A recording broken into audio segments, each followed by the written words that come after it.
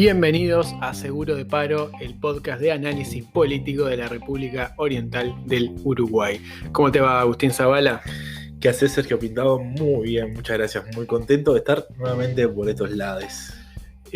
Volviendo después de unos días de descanso, de interrupción, pero bueno, regresamos con un episodio fuerte. Yo creo que es contundente, con una figura que por lo menos para mí, y ya lo tiro arriba de la mesa como para empezar a discutir, que para mí marcó un antes y un después en la política uruguaya de los últimos 10 años. Sí, claro. Por lo menos de los últimos, del 2015 para acá, seguro, pero me parece que es importante señalar que la figura vamos a hablar de Raúl Sendic, ¿no? Que ha vuelto a estar en la agenda pública la semana pasada y esta semana también, por su reaparición pública, ¿no? En una entrevista. Es interesante, antes que sigas, siempre aparece la figura de Sendic. Pase lo que pase, cada tanto aparece el nombre de Sendic por algo, digamos. Pero sí. Muchas veces es por la propia vorágine política que lleva a algunos actores y a algunos militantes de algunos partidos políticos a traer siempre la figura de Sendic. Es un comodín y sus errores políticos siempre arriba de la mesa. Pero me parece que es importante como rescatar, y es la idea de este capítulo, de este episodio de hoy, rescatar un poco o analizar la ideología política de Sendic, ¿no? Desde qué lugar se paró, cómo fue su viraje político, cuál es hoy el futuro que puede tener Sendic en la política uruguaya. Por eso nos vamos a remontar al siglo pasado, ¿no? Al final de la dictadura, al comienzo de la democracia, a la creación del movimiento 26 de marzo y a la aparición de una figura política como Sendic hijo, ¿no? Después del fallecimiento de Sendic padre. Claro, una de las cosas centrales de Raúl Sendic, y que, bueno, por lo conocido y por lo activo que ha sido Sendic hijo en los últimos años, ha dejado de ser tanto la referencia, pero bueno, ya desde el retorno a la democracia, Sendic hijo era justamente el hijo de Raúl Sendic, ¿no? Líder de los Tupamaros, ¿no? Referente máximo del movimiento Tupamaro. Y bueno, Sendic, obviamente, en prisión durante la dictadura, y bueno, que ya no pudo, a diferencia de Mujica, Huidobro y otros dirigentes, Raúl Sendic no por su propio fallecimiento, no llegó a participar, y quizá también por sus posturas políticas, en el paso a la vida política democrática, ¿no? Sendic termina como en el fin de los 90, ¿no? El fin de los 80, perdón, termina ese legado de Raúl Sendic como el líder guerrillero, líder del movimiento Tupamaro. Y bueno, Raúl Sendic hijo ya aparecía en ese momento como una especie de vocero de la familia que reclamaba por su liberación en su momento, y como un joven militante que ya ingresada a la democracia, aparece militando en el movimiento 26 de marzo, una especie de agrupación que después termina dentro del Frente Amplio, que heredaba un poco aquella cosa de sobre todo de la juventud tupamara, pero ya dentro de esa coalición que era el Frente Amplio. Un poco el movimiento 26 de marzo heredó los postulados de los tupamaros y fue una continuación un poco de la versión uruguaya de un poco que tenía, por ejemplo, como guía del socialismo real a Cuba, y eran bastante pro-soviéticos también. Entonces, me parece que eso es lo importante de señalar del 26 de marzo, ¿no? Un movimiento que continúa con la vida democrática de los tupamaros, que se divide, ¿no? Entre el NPP y los tupamaros y el 26 de marzo, ahí se divide un poco las aguas. Pero dentro del 26 de marzo aparece la figura de Raúl Sendic, ya bastante... era un hombre ya hecho y derecho, y liderando ese sector y apareciendo en la escena pública como un referente del movimiento. Claro, y obviamente creo que a Sendik le pasa algo parecido a, si hablamos de otros hijos de grandes figuras de la política, ¿no? Como puede ser el propio presidente actual Luis Lacalle Pou, como le pasó también a Pedro Bordaberry, como le pasa quizás a Juan Raúl Ferreira, pero con una carrera política que no terminó teniendo tanto vuelo, por más que fue senador. Que lo llevó a Raúl Sendik, a pesar de ser joven, de empezar quizás sus primeras armas, a justamente ese nombre y esa especie de dinastía, ¿no? que algo que parece ser terminar siendo valorado siempre por el electorado uruguayo. En la política uruguaya, los partidos uruguayos y la política uruguaya, tener un apellido histórico en la historia política te da casa, comida, de techo y cama, ¿no? Claro. Es como que, le permitió a Sendik que su nombre siempre fuera una referencia, ¿no? El hijo de Sendik está en el movimiento 26 de marzo. Y ese propio camino lo lleva a, en el año 1999, en las elecciones, termina ganando una banca de diputado, claro, como el diputado del 26 de marzo.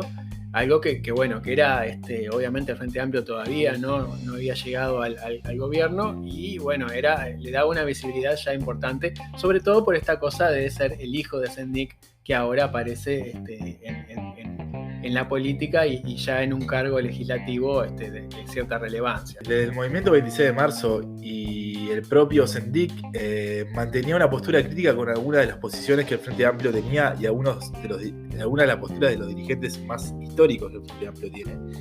Por ejemplo, Danilo Astori. El enfrentamiento que tiene Sendik con Astori no es nuevo, no es por la regasificadora, no es por la gestión de ANCAP. Es un tema ideológico, es un tema de la visión de la política, es un tema de la visión de por dónde tiene que ir la economía y de por dónde es el desarrollo de las sociedades, ¿no?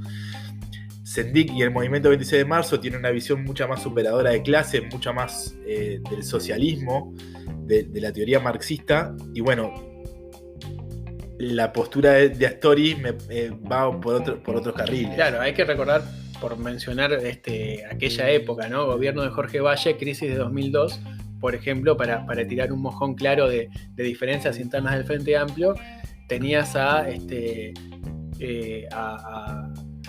posturas que iban desde el apoyar las negociaciones que el gobierno de Valle hacía en relación a la deuda, como puede ser Danilo Astori, y otras posturas, entre las que incluso estuvo Tabaré Vázquez, de decir, declarar el default, asumir que Uruguay no podía pagar y empezar un camino desde esa postura, ¿no? Eso, sobre todo, una discusión política en torno a la deuda, dividía las grandes posturas filosóficas de la izquierda, ¿no? Desde los que estaban los más izquierdistas, como puede ser el 26 de marzo, no pagar la deuda externa, porque la deuda externa es un mecanismo de opresión del capitalismo. Un ancla para los países subdesarrollados. Entonces, eso ahí ya evidenciaba algo que obviamente no era desconocido para nadie, pero que había diferencias internas en el Frente Amplio. Este joven Raúl Sendik, diputado, estaba obviamente en los costados más hacia la izquierda de ese espectro del Frente Amplio. En todo eso, en esa discusión, llega el año 2005, gobierno de Tabaré Vázquez, primer gobierno de Tabaré Vázquez, y este joven Raúl Sendik, que no pasaba de ser un diputado, aunque con un nombre ilustre, termina siendo designado para integrar el directorio de ANCAP. Que eso sí ya era un salto importante y le daba a Sendik no solo una nueva responsabilidad, sino una plataforma de visibilidad muy importante, como puede ser la empresa pública quizás más importante del país. ANCAP, lo que le pasa por lo general a los estados es que sus petroleras, ¿no? sus empresas dedicadas a los combustibles son un foco para el salto político, ¿no? En Uruguay ha pasado bastante en los últimos tiempos. Si uno repasa un poco los jerarcas de ANCAP que han estado en los últimos años, uno puede verlos en el continuo político teniendo cada vez más relevancia en el sistema político. Sendik la tuvo en su momento en el 2005, después empieza a hacer una carrera que lo termina consagrando como vicepresidente de la República. Pero en el gobierno, ya cuando cuando él ya integraba el gobierno, nunca había, por lo menos en ese momento, no había dejado un poco de criticar, y lo digo como para reafirmar la postura que tenía Sendik, ¿no? En ese espectro que decimos de derecha a izquierda, Sendik estaba mucho más para este lado, de la izquierda, con la política económica que había implementado, incluso criticando duramente al presidente Vázquez antes de su elección como vicepresidente de ANCAP, cuando Vázquez anuncia en Estados Unidos que Astori iba a ser su ministro de Economía, ¿no? Da la muestra de la posición que ocupaba Sendik en el espectro. Claro. A su vez le pasaba otra cosa, ¿no? Ese joven Sendik empezaba a ver que su nombre se mencionaba, que estaba ya en un cargo importante en la empresa pública con más visibilidad del país. Y bueno, le empiezan a, obviamente, su propia labor como ya un dirigente, un jerarca de un gobierno, y esa especie de pragmatismo que lo obligaba a tener ese cargo, se empieza a alejar Sendik del 26 de marzo, viendo un poco ese panorama que se le abría. Bueno, Sendik empieza a pensar ya en su sector propio y en empezar la escalada hacia, bueno, obtener mayor notoriedad en la interna del Frente Amplio. Es ahí donde termina fundando su propio sector, llamado Compromiso Frente Amplista, y que bueno, finalmente va a estar tan identificado con la lista, con el número 711, que es como mayormente lo conocemos en la actualidad. Claro, uno un poco ensayando, especulando, ¿no? Sin conocer las internas, pero me parece que lo que le pasó a Sendik es un poco lo que le pasa a la mayoría de los políticos cuando asumen una responsabilidad en el Estado, una responsabilidad pública y electoral. Una cosa es Sendik antes de estar dentro del gobierno, con una postura mucho más idealista, se podría decir, ¿no? Buscando como el camino hacia el socialismo, el camino a la superación de clases. Y uno podría decir que otra cosa es Sendik después de asumir la administración pública, con la salida del 26 de marzo, que uno podría decir, bueno, acá te está yendo por tibio, se podría llegar a señalar, ¿no? Uno podría hacer esa precisión, y me parece que es un poco el camino que recorren la mayoría de los políticos, ¿no? Yo creo que también en eso incide, y para seguir el paralelismo con la calle Pou, y a la calle Pou le pasó lo mismo.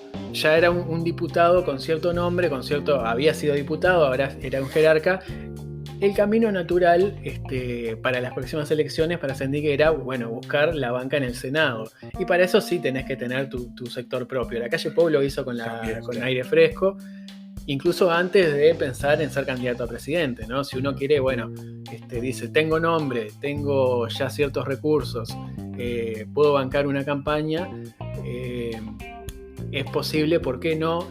Buscar la lista propia y aspirar a una banca en el Senado, sabiendo que bueno, cierto reconocimiento ya lo tenía. Un dato que me parece clave también, y que creo que ayudó mucho a Sendik en ese camino, es que él logra, incluso antes de llegar a ser diputado, tiene, quizá como casi ningún otro dirigente lo tenía en ese momento, dirigente joven, una línea directa importante con Tabaré Vázquez y con José Mujica. Si bien estaba alejadísimo de Astori, como decíamos, tenía, bueno, un vínculo muy fuerte con Mujica, obviamente familiar, ¿no? Por el vínculo entre Mujica y su padre. Y bueno, Mujica de alguna manera lo apadrina durante su campaña política, durante su camino político, por más que nunca integró formalmente el mismo sector, pero siempre fue como una especie de sobrino que tenía ahí en el mismo oficio, ¿no? Sí. Y también hay un vínculo con Tabaré Vázquez que viene incluso de la campaña de Vázquez a la Intendencia de Montevideo en el 89, cuando Sendik, y es algo que él contó varias veces después en la campaña del 2014, Sendik terminó integrando ese comando de campaña de Vázquez como representante del 26 de marzo, y bueno, ahí logra conocer a Vázquez y aparentemente, evidentemente, terminan forjando cierta sintonía, por más que uno puede decir, bueno, podían haber esa postura más izquierdista, ¿no? de Sendik, quizá podía chocar un poco con esa centralidad, ¿no? De ese centrismo de Vázquez. Pero bueno, Sendik de alguna manera ya tenía esos cables tendidos con dos de los máximos líderes o máximas figuras Claro. del Frente Amplio en la previa de alcanzar el gobierno en 2005. Un poco decíamos hace un rato que en Uruguay, en la política uruguaya, yo creo que sucede en todos los países, pero más que nada en la política uruguaya, cuando tenés un apellido, ya tenés un poco la cosa resuelta, por lo menos en tus inicios. Me parece que, y si a eso le sumamos el apadrinazgo de los dos líderes más importantes del Frente Amplio, porque Astori también es un líder importante, pero los dos más importantes son Vázquez y Mujica, sin duda, parecían allanarle el camino al Sendik para ser verdaderamente un dirigente político de peso en Uruguay, ¿no? Y yo creo que estaba empezando a hacer camino, ¿no? Su trayectoria política así lo dice, ¿no? Fue diputado, fue vicepresidente de un ente estatal, de una empresa pública. En el gobierno de Vázquez, para retomar la idea de esa sintonía con Vázquez le da una mano muy grande, porque no solo lo nombra para el directorio de ANCAP, sino que cuando en 2008, cuando Vázquez hace un cambio en el gabinete y Daniel Martínez, que era presidente de ANCAP, termina pasando al Ministerio de Industria, Sendik asume la presidencia de ANCAP, que era ya ahí confirmar esa confianza que le tenía. Y en el mismo periodo de gobierno termina cuando Martínez renuncia al ministerio, en aquella idea de Martínez de ser candidato a intendente que después se frustró. Es Sendik quien también lo sustituye, lo reemplaza en el Ministerio de Industria. O sea, Vázquez estaba convencido de que, era un hombre de confianza. Había una intención de proyectar a Sendik. Un poco, yo siempre digo que cuando en política sucede algo es porque atrás ya se tejió, ¿no? La proyección de Sendik como dirigente, como dirigente político fuertemente electoral, ya venía tejiéndose hace muchos años, más allá de su candidatura a la vicepresidencia, ¿no?, de la República. El perfil de Sendik así lo demuestra. Veníamos hablando que había sido, después de que fue ministro de Industria, fue electo senador, después terminó asumiendo la vicepresidencia, después de una elección que ya vamos a hablar, que lo tiene a su sector como el sector más votado dentro del Frente Amplio de las elecciones internas. Y Sendik aparecía verdaderamente como ese hombre de recambio que precisaba el Frente Amplio. Claro, creo que ya desde el primer gobierno de Tabaré Vázquez, si bien estuvo aquella idea loca de buscar una reelección de Tabaré Vázquez por parte de algunos acólitos de Vázquez, ya y mucho antes de pensar que Mujica realmente podía ser candidato, porque era un hombre que Mujica repetía que no le iba a ser. Había esa preocupación por, ¿quién es el sucesor de Tabaré Vázquez, ¿no? ¿Quién es la figura de recambio para el futuro en el Frente Amplio? Y Sendik iba tomando, ¿no?, esa idea en ese pasaje por ANCAP tan importante, iba construyendo esa imagen de hombre, de especie de gestor, ¿no? No de empresario, pero sí de un hombre que podía ser de izquierda, sin dudas de izquierda, con un vínculo importante con los sindicatos, con el movimiento sindical, con los trabajadores, pero a su vez con la corrección de un gestor de una empresa, ¿no? Además con una imagen muy sobria, ¿no? Un hombre que aparecía siempre muy correcto, de traje, hablando con tranquilidad. Eso, paga mucho en la política uruguaya, o por lo menos en ese momento no se pensaba mucho. Estaba la imagen contraria, que era la de Mujica, pero todavía digamos, tenía mucho rédito esa imagen del hombre buen gestor y buen caballero. Creo que Sendik se logró meter por ahí. Es que de alguna forma Sendik logra en esto que decíamos de sus dos padrinos, ¿no?, Vázquez y Mujica.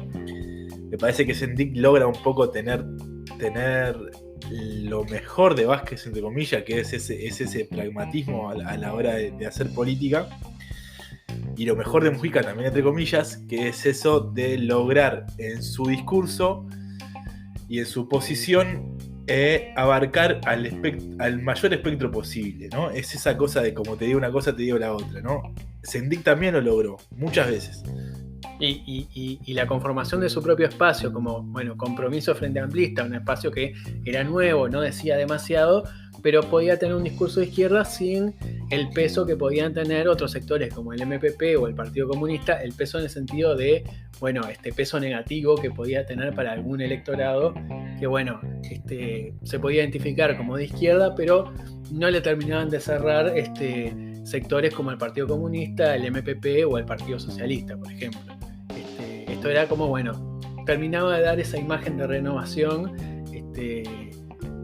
con, bueno, una figura a la cabeza que caía simpática, sobre todo, obviamente, en el electorado frente amplista, pero que generaba muy poca antipatía, ¿no? Había como una especie de sensación de que, bueno, quizás este tipo, Raúl Sendic, puede ser la figura futuro del Frente Amplio.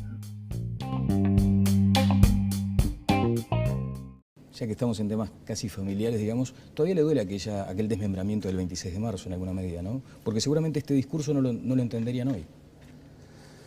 Sí, lo que pasa es que a mí lo que lamento es que ese grupo de compañeros de aquel momento no hayan podido entender esta etapa tan importante que venía para la historia del país, y hayan quedado absolutamente marginados, quedaron absolutamente marginados. Que anclados en un tiempo. Anclados en un determinado tiempo y cada vez reducidos a una menor expresión, digamos.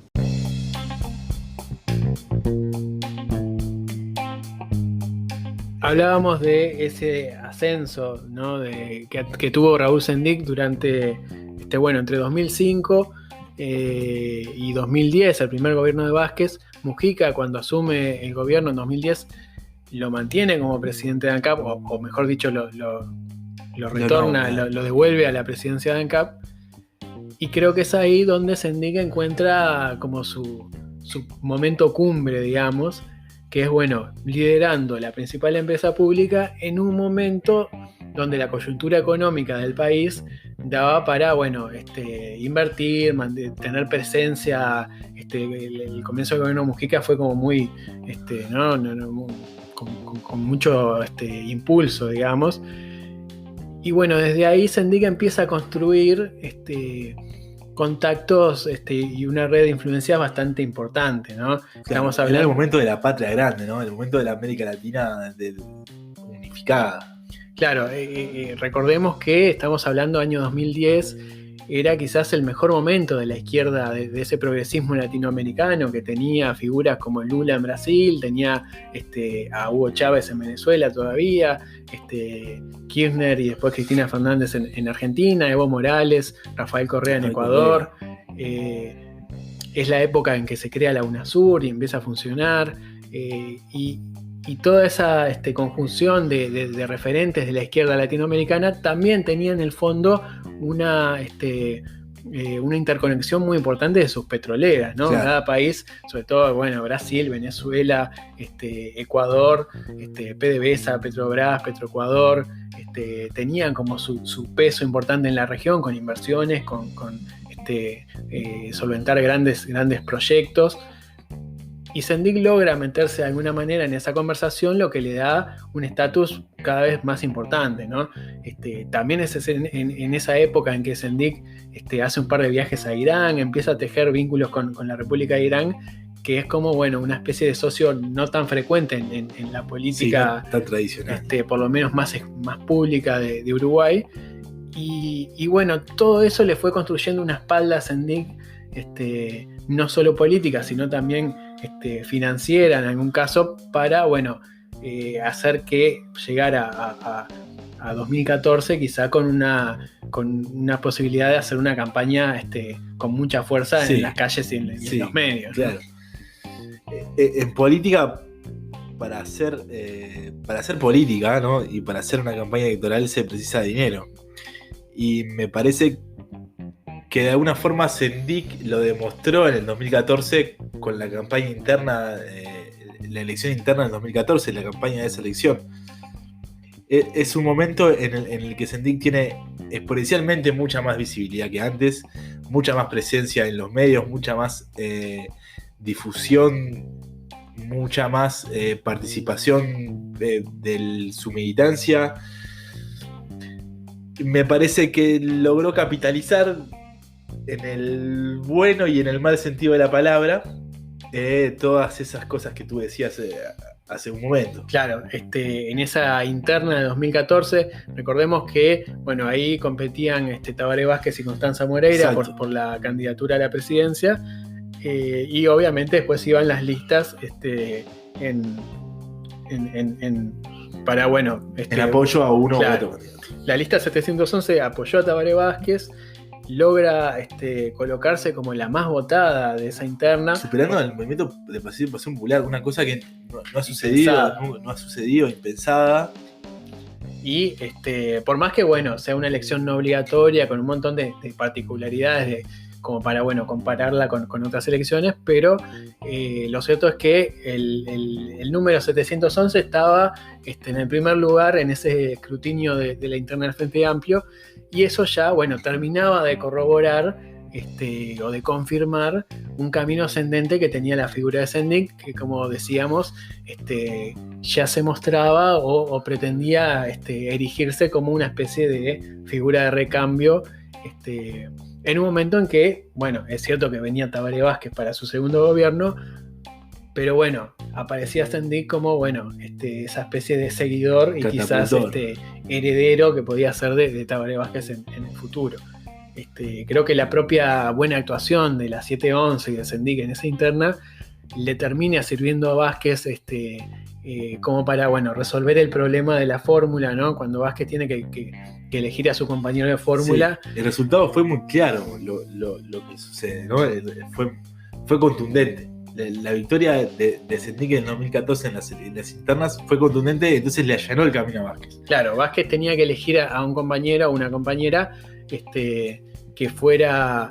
Vázquez no quería hacerle un guiño demasiado fuerte a Mujica, no quería elegir a un mujiquista 100%, pero tampoco quería enemistarse o arriesgarse a no tener un apoyo serio del MPP. Entonces, bueno, termina encontrando en esa figura de Sendik, que venía con apoyo electoral y, bueno, una cercanía a alguien que ya conocía, bueno, la figura perfecta para ser bueno, ese candidato, ese compañero de fórmula, candidato a la vicepresidencia, y bueno, ya dejarle el paso para que siga acumulando capital político para el futuro, ¿no?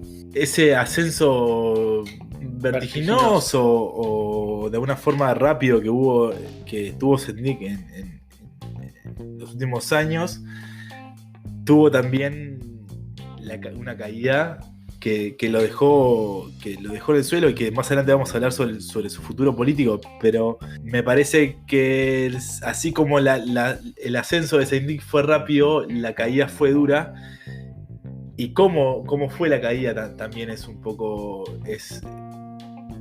violento un poco, ¿no? Para contextualizar, es interesante tener en cuenta cómo Sendik, de alguna manera, es un poco el resume en su propia persona y en su propia historia política uno de los fenómenos políticos más claros del gobierno de Mujica, que era la tensión enorme que había entre el astorismo, claro, y el mujiquismo, ¿no? Durante esos 5 años el Frente Amplio estaba prácticamente partido al medio, con el Frente Liber Sereni y los sectores que apoyaban a Astori, y esa especie de grupo de los 8, como se denominaba, los sectores que decían ser mujiquistas, ¿no? Donde estaba, bueno, el MPP, obviamente, el Partido Comunista, la KPL de Fernández Huidobro. Bueno, la 711, claro, estaba la vertiente activista, había un espectro amplio de sectores del Frente Amplio.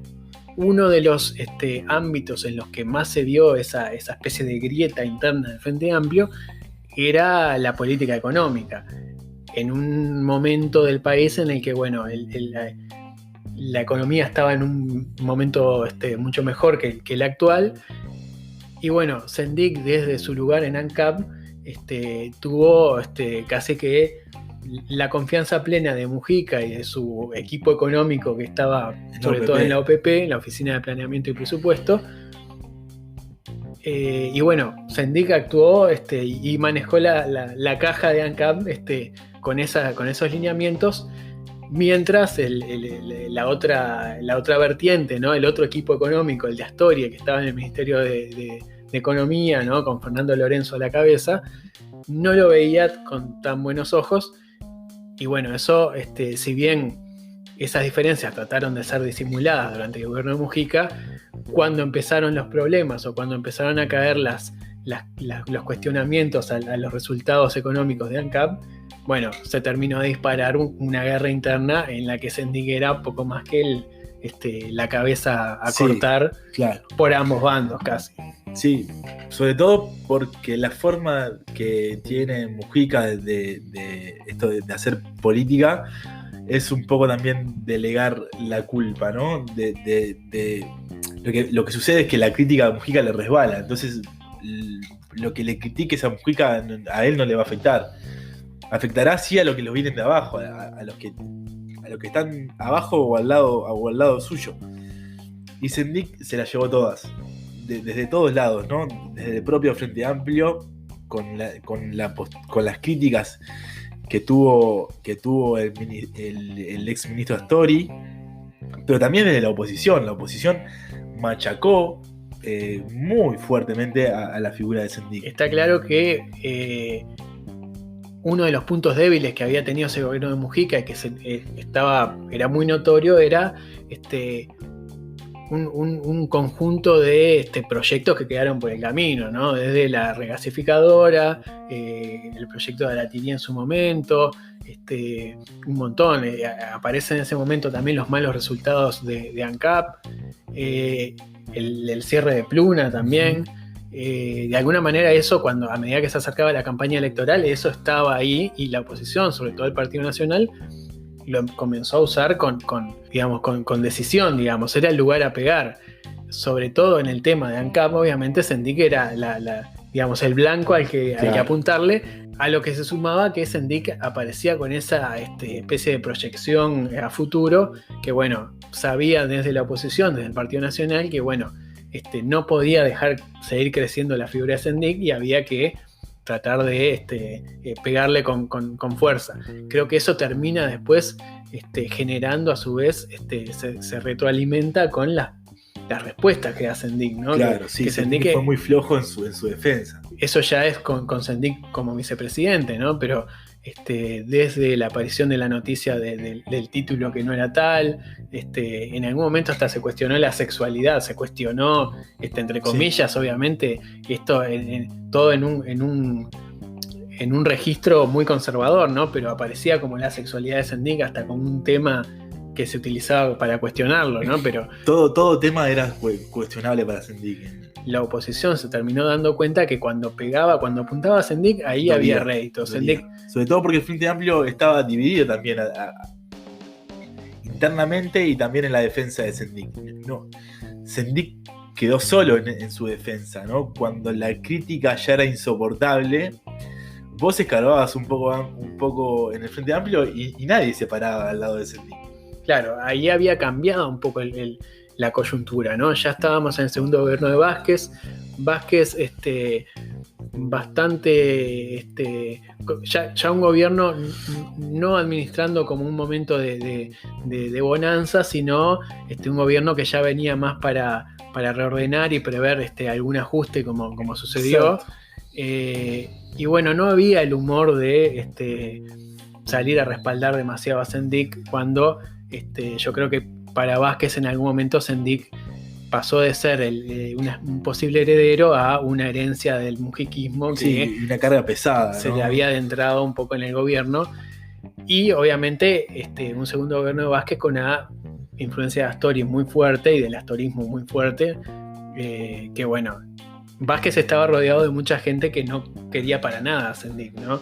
Desde el propio Danilo Astori a como puede ser Rodolfo Noboa o otros nombres importantes del astorismo que estaban codo a codo con Vázquez, ¿no? Entonces, bueno, seguramente tenían mucha más cercanía esos nombres del astorismo duro con Vázquez que el propio Sendik, a quien si bien Vázquez le había hecho varios guiños durante su carrera, no estaba en ese momento como seguramente con el humor de seguir de ganarse problemas con la defensa de un dirigente que él mismo no respondía bien a las críticas. Sí, no, claro, justamente eso.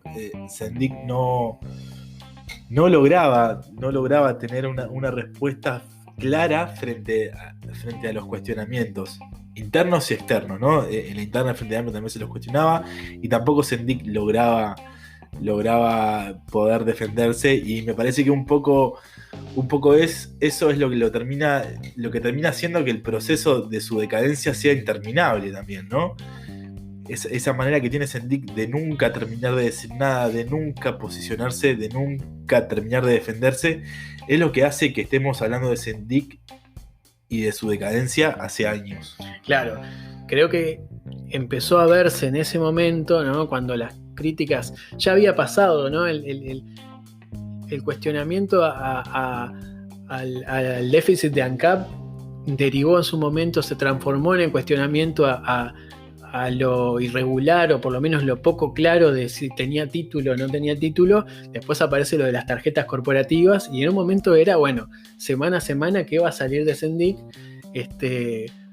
porque parecía como un pozo sin fondo de nuevos escándalos. Sí. No terminaba nunca ese barril. Y creo que ahí se empezó a dar cuenta, o a poner de manifiesto, que había mucha gente en el Frente Amplio que no había quedado muy contenta con el ascenso político meteórico que había tenido Sendik, ¿no?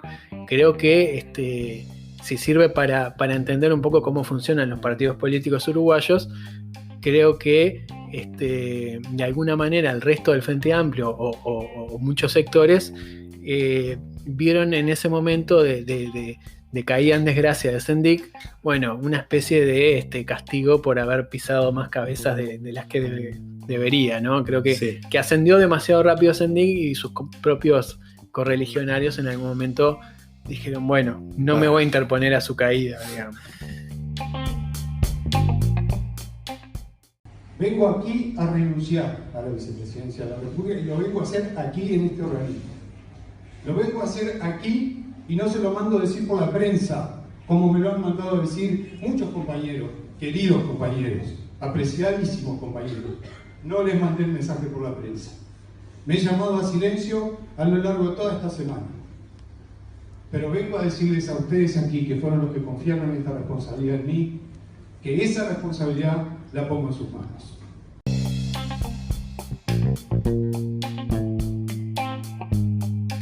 Cabe la pregunta, un poco para terminar lo que veníamos hablando.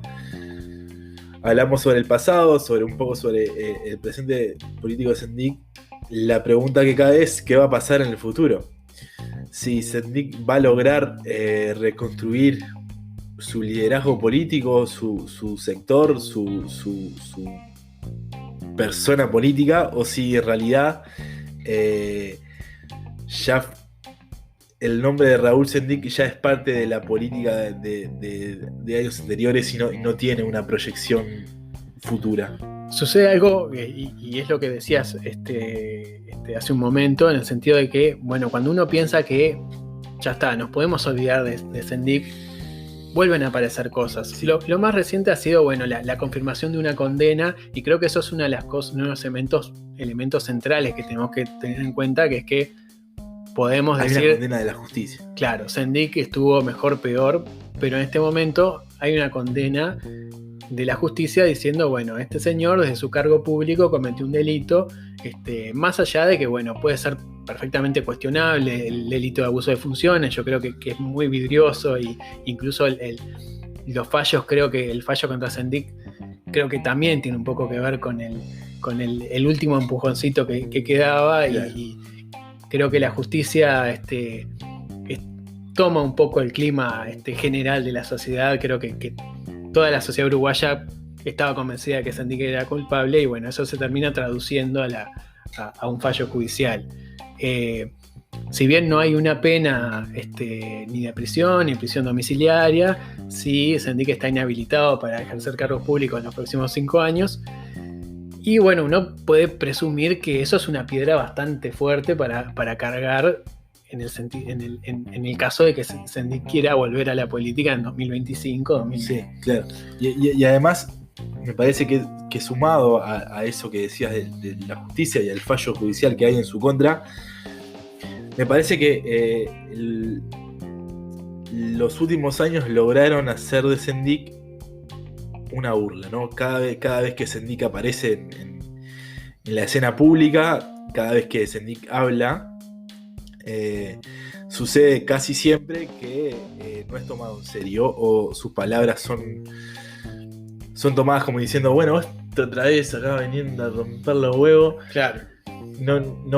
Sendik no ha logrado por ahora que se lo vuelva a tomar en serio, me parece, ¿no? Más allá de esa cuestión judicial, me parece que también hay una contribución desde lo mediático y desde lo político para la confirmación de que Sendik, al parecer, es un. No voy a decir muerto, porque hay quienes dicen que en la política no hay muertos, pero sí que se le está haciendo difícil volver, si es que quiere volver, ¿no? Porque cabe esa pregunta también. Claro, una de las cosas más llamativas es que la política está llena de. La política uruguaya, en muchos casos hay muchos líderes políticos de Uruguay que, a pesar de denuncias en su contra, de críticas, de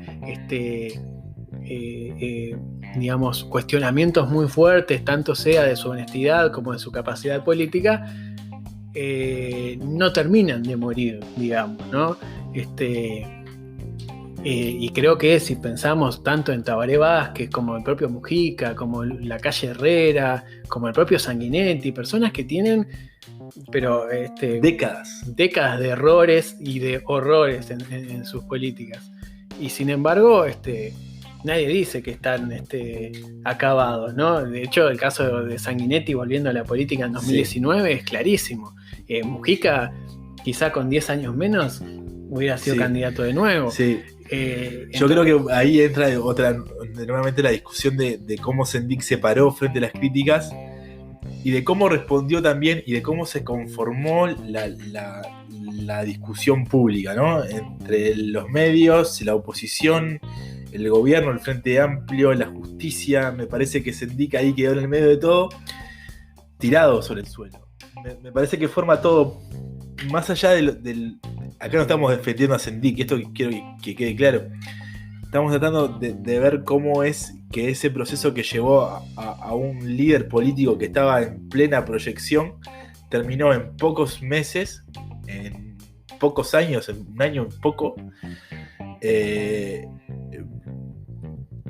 como una persona que le va a costar mucho volver a la actividad política real, claro, electoral. A mí una de las cosas que más me llama la atención y siempre me quedó como esa sensación de que no logro entender, cuando Sendik renuncia en 2017, ¿no? que para mí es como un acto bastante de un coraje político importante, ¿no? Sendik va en medio del debate. El Frente Amplio todavía estaba procesando, bueno, qué hacía con Sendik, no estaba claro. Estaba debatiéndolo, precisamente. Claro. Sendik entra en ese plenario y dice, renuncio. Eso sorprendió y por más que termina desahogando mucho al Frente Amplio en ese momento, yo creo que en el Frente Amplio estaban convencidos de que, bueno, que eso no iba a pasar, que se iba a encontrar alguna salida, medio, bueno, aunque sea un pedido de disculpas de Sendik, lo que fuera, ¿no? Sendik renuncia y creo que ahí estuvo la oportunidad de que Sendik marcara un quiebre y o se fuera al Frente Amplio o directamente buscara un perfil mucho más combativo o tratar de renovar su imagen de alguna manera extrema, porque eso era lo que ameritaba esa situación. Después de una renuncia a un cargo de vicepresidente, bueno, uno dice, de acá tiene que venir algo fuerte. Sendik, sin embargo, es como que siempre prefirió mantener una especie de postura como extrañamente serena, ¿no? De decir, bueno, va y obviamente comparece en la justicia cuando tiene que hacerlo, y después va y habla y repite lo mismo, o da declaraciones que no terminan de decir nada. Sí. Se mantiene con una lealtad sorprendente hacia el Frente Amplio y hacia el Frente Amplismo y hacia la unidad. Esa Vázquez y a Mujica, sobre todo, también, ¿no? No hacia Astori, a quien no duda en cuestionar públicamente. Yo creo que puede haber un cambio, no sé si de estrategia, pero sí puede haber un viraje en cómo Sendik encara esto, que se dio, bueno, después de otro día con la confirmación del fallo judicial, cuando él sale a hablar en una entrevista en Radio Sarandí y confirma que no va a apelar el fallo. Me parece que ahí es de alguna forma el punto culmine del proceso judicial, ¿no? Esto que veníamos hablando de que un proceso judicial que se ha estirado durante mucho tiempo y que puede dar paso a otra estrategia, ¿no? Quizás esto que veníamos hablando de que Sendik no termina nunca de defenderse, bueno, al parecer terminó con esto, el fin de la decisión de no apelar, y quizás pueda abrir otro camino. Personalmente, creo que por cómo se dio el caso Sendik y toda la exposición que tuvo, también es un caso paradigmático porque es como, ¿cómo decirlo? Es uno de los primeros casos o uno de los casos de esta naturaleza que se da con una sociedad que está hipercomunicada con las redes sociales, ¿no? Entonces creo que también eso ayudó también un poco a la pedrea pública. Claro, quizás fue la primera figura pública política uruguaya que se convirtió en un meme. Exacto. 100%, ¿no? Sendik es un meme, te mandan una foto de Sendik y vos sabés lo que quiere decir. Quiere decir, es la burla del sistema político, ¿no? Quizá para acotar también pensando en el futuro de Sendik, qué es lo que puede pasar. Sendik ha tenido muchos problemas para intentar relacionarse con los nuevos quizás líderes del Frente Amplio, claro, ¿no? Los nuevos referentes. Y hay un caso concreto que es cuando en la campaña para las departamentales de 2020 él intenta apoyar a Andrade en un momento con la 711 y de alguna manera Andrade logra eludir eso, sí, para no tener que sacarse una, sí, foto con Sendik o no tener que... De hecho en las elecciones internas nadie quería que la 711 le manifestara el apoyo, más allá de que Sendik no estaba en la primera línea porque era muy reciente todo y Sendik estaba un poco más escondido. Ningún sector del Frente Amplio quería que Sendik manifestara su apoyo públicamente a su candidatura. Creo que terminó apoyando la candidatura de Andrade en las internas, pero tampoco hubo una campaña política de mostrar esto que venía diciendo vos, a Sendik y a Andrade juntos. Claro, para nadie es cómodo hoy la figura de Sendik. Y por eso es que uno dice, bueno, si Sendik sigue con esa idea de como de pedir permiso o de mantenerse con esa lealtad del Frente Amplista, bueno, va a seguir en esta postura de más afuera que adentro, ¿no? Pero a su vez en sus declaraciones él no cierra esa posibilidad, no dice estoy retirado de la política. Él, de alguna manera un poco terca, sigue manteniendo el discurso de, bueno, voy a analizar qué voy a hacer, o no estoy fuera, o sigo siendo... Y uno no termina de entender qué es lo que pasa, ¿no? Qué es lo que pasa por la cabeza de un tipo que tiene una condena, tiene la peor imagen que uno puede imaginar en el electorado, y sin embargo, bueno, sigue ahí apareciendo recurrentemente como una piedra en el zapato para el Frente Amplio, pero a su vez también como un recordatorio constante de los errores que cometieron algunos de los últimos referentes del Frente Amplio, ¿no? Exacto. No sé si querés terminar con esto. No, simplemente para reenganchar algo que dije al principio, que porque para mí era un antes y un después en los últimos 10 años. Ajá. Creo que evidentemente hay un Frente Amplio antes del ascenso de Sendik y hay otro Frente Amplio después, ¿no? Más allá de que uno... de cómo puede establecer cómo influyó el caso Sendik, digamos, en la derrota del Frente Amplio, pero sí me parece que cierto optimismo con respecto a la facilidad a la linealidad en la herencia que iba a tener los líderes, ¿no? Tabaré Vázquez, Mujica, sí, y que después iba a venir Sendik, eso se termina de romper con lo que le pasa a Sendik y da la sensación de que, bueno, que el Frente Amplio no es el mismo y el sistema político no es el mismo después de que Sendik termina en esa renuncia y en esa caída en desgracia, ¿no? Totalmente. Con esto nos despedimos hasta que nos vamos a encontrar. Les recordamos nuevamente que nos sigan, que nos compartan, que se suscriban en nuestros diferentes canales. Que bueno, que divulguen que existe un podcast llamado Seguro de Palo.